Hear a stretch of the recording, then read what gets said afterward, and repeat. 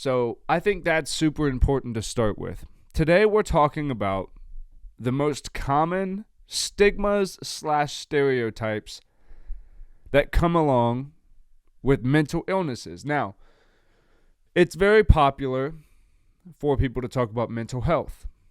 There was a push, I think about 6 months ago, to change calling it mental health to calling it like mental wellness or mental fitness.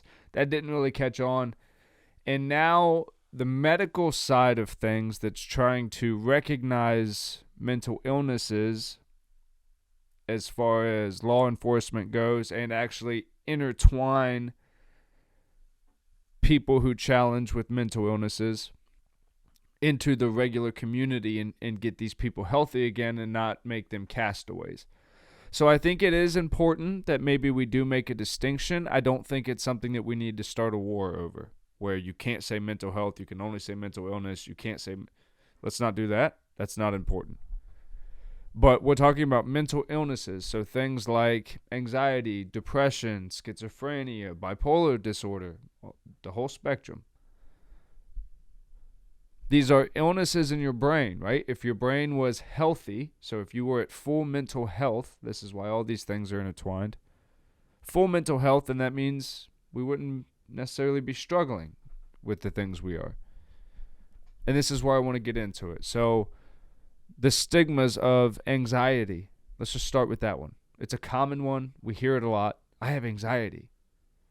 This is why it's important that we talk about it, and this is why it's important that we break these stigmas and stereotypes, because we see people now more than ever using mental health challenges as excuses. It's the trendy thing to do on TikTok. Oh, I didn't go outside for 4 days because my anxiety was so bad. We shouldn't be promoting that.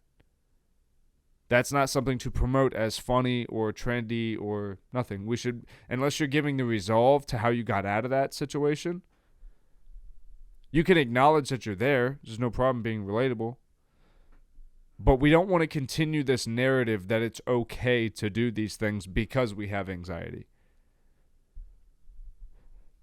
A big one. When I was younger, when the emo phase was the cool thing to do, cutting yourself what became like a cool thing. It meant you were damaged and broken and an Avril Lavigne fan and all this stuff. And we all judged these people, mainly women. I think the cutting thing was mainly young women.